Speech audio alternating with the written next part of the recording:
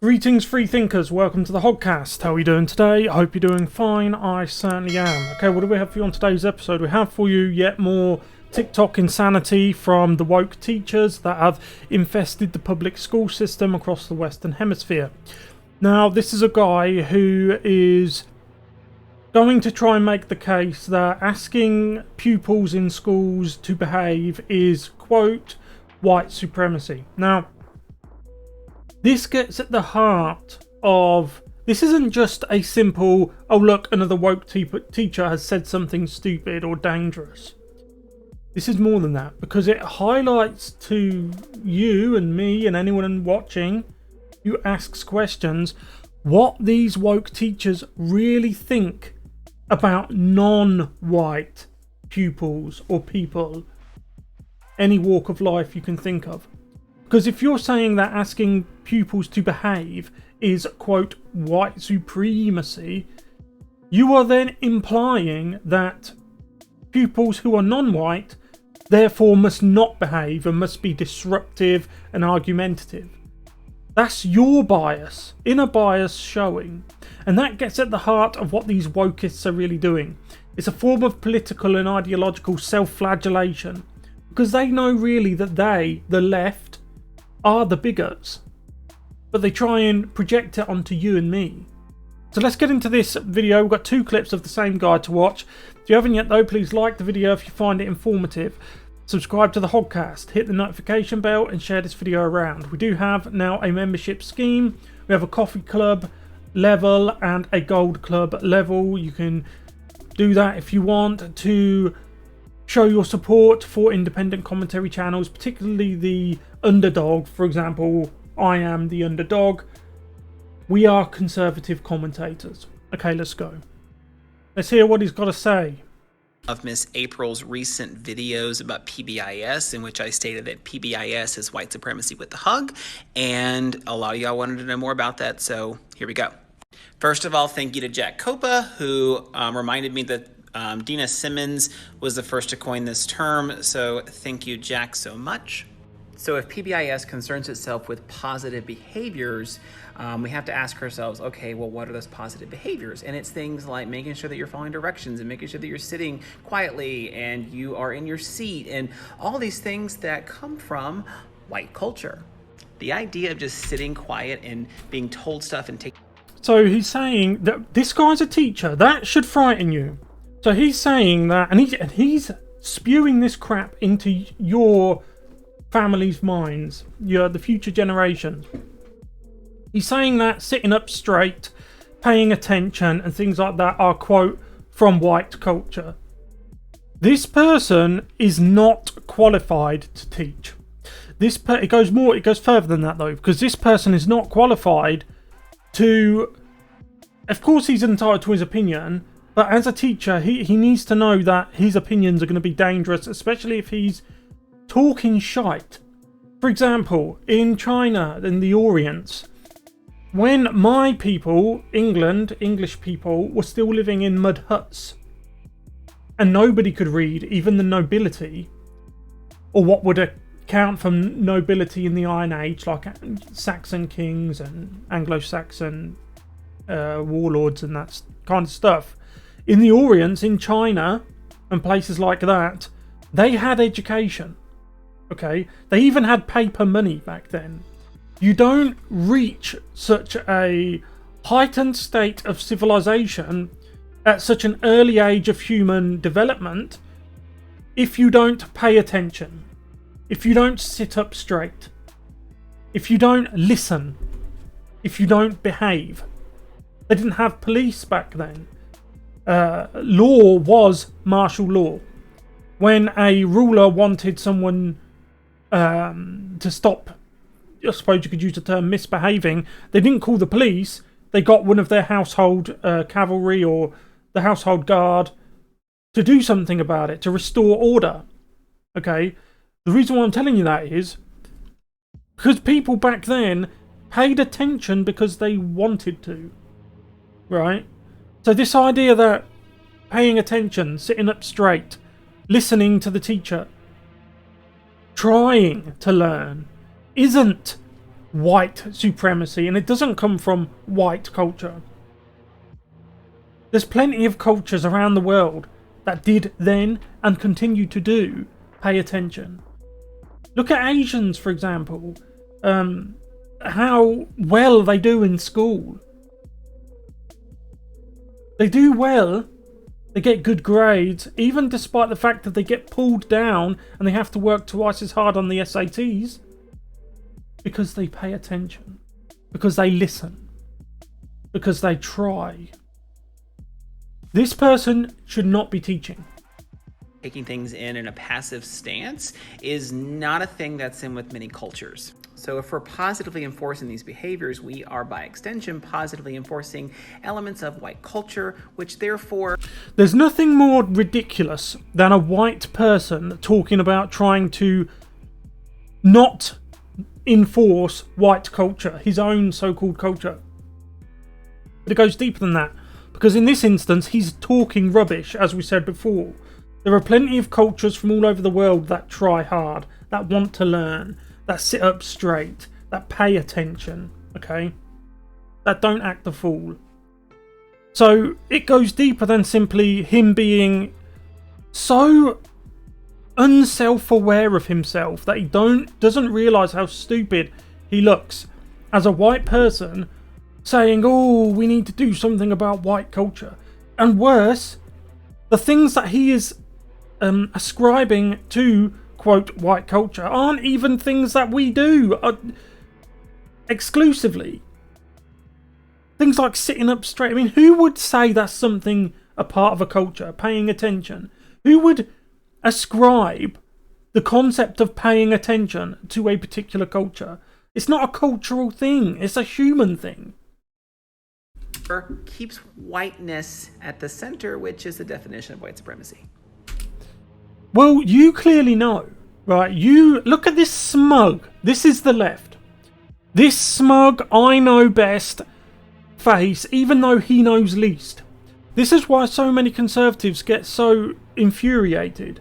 And the fact that they actually keep a lid on their infuriatedness shows you how good-tempered and good-natured conservatives are, because this person has this smug look on his face, this liberal teacher, as if he knows everything. Yet, everyone watching this can see he knows nothing. What do you do in a situation where you have someone who thinks they know everything, but actually knows nothing? It's mind-blowing. It's just such an awe-inspiring concept. But it's, look at how happy he is with himself. He spent 1 minute, or 58 seconds precisely, talking out of his rear end. But as I said in my open, it shows you perfectly the projection of these liberal teachers. Because this person is saying, therefore, that people of colour and pupils of colour therefore must automatically not pay attention. They must automatically not try hard or sit up straight. Right? That's his perception of them. Which is, of course, as we said with the Orientals and the Asians, is not true. They would come under the term POC. Am I wrong? So it goes to show you how ignorant this man is. And just look. That smug face. That is it. That sums it all up. That effeminate smug face. He thinks he knows better than you, yet he knows nothing. And he's a teacher. Teaching your family. So here is the same mega brain political ideologue for the Democrats. And let's see what else he has to say. The murders of black and brown people by police officers is directly connected to the work that we do. Because if any of those people had been white, chances are they wouldn't have been murdered. Chances are they wouldn't. Well, you see, this is the thing. Remember, this is a teacher. The work we do. This has no place in a classroom. Okay? And we could get into the whole debate about the fact that more white people are ended by police year on year than African American men. But there's just no point. It's like urinating into the wind. There's no point trying to say this to him. He's too far gone. He's too far gone. You notice that nothing he ever says has anything to do with actually teaching children how to read or write or to do arithmetic. You notice it is all globalist talking points. All of it. All of it. Have been brutalized. And if you don't believe me, just take a look at all the instances of white people, especially white men, who oftentimes are brandishing weapons and who are taken into custody alive. You sound angry about that. You sound angry that people have been taken into custody alive. Now, you mentioned all of these instances.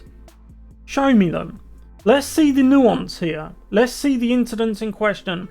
Because there is a very good YouTube channel called Police Activity. And on Police Activity, you see the body cam footage of many an incident that involves the shooting of the suspect. Both white and black and everything in between. And usually, look, he's just said that people are armed with a weapon, a knife, and they get taken into custody alive. Something he seems quite upset about. Nobody armed with anything gets taken anywhere. The person is first de-armed, whether it's a knife or a gun. Okay, they are first de-armed and then taken into custody. Whether they get shot or not depends entirely on their behaviour. Do they listen to the orders? Are they being threatening? Did they put down the weapon, for example? These are all of the nuanced things that he should be teaching children. Not that they need to learn about this, but that's what he should be teaching them to do. To look at the nuance, look at the facts, look at the context. Context, my good man, context. But with the left, it's vital for them to dig all of that out. This big thing in the middle of any subject you want to talk about, this big thing called context. The left comes along and they dig it out. And it just leaves a husk of an incident. White man does this. Black man did that.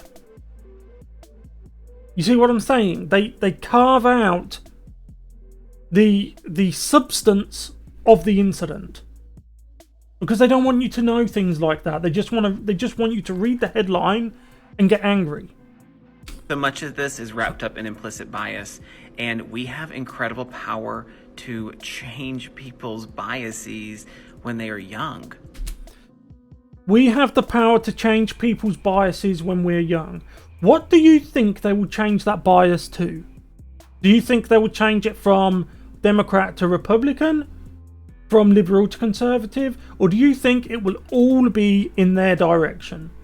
You know the answer. I know the answer. This person does not belong in a classroom.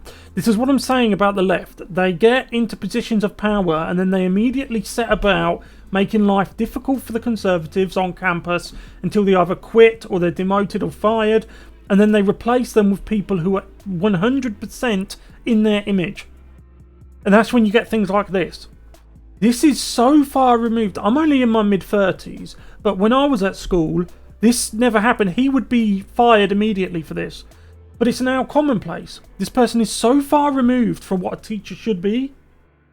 It frightens me. But you couldn't talk to this guy. You couldn't explain to him why he's wrong. Because he is such a political ideologue. He would immediately just see you and think, oh, white man, I'm not going to listen to you. Oh, conservative, I'm not going to listen to you. Oh, Republican, I'm not going to listen to you. Oh, Trump supporter. That's the way he sees things. Oh, you're a cis white man. This is what I mean. He's cut out all of the context, the nuance. You might be a Trump supporter, but you also might be a war veteran. You might be a doctor, a nurse. That's the context. And he will cut all of that out and just say, oh, Trump supporter. We have to be talking about these issues in schools because every bit of it impacts our work.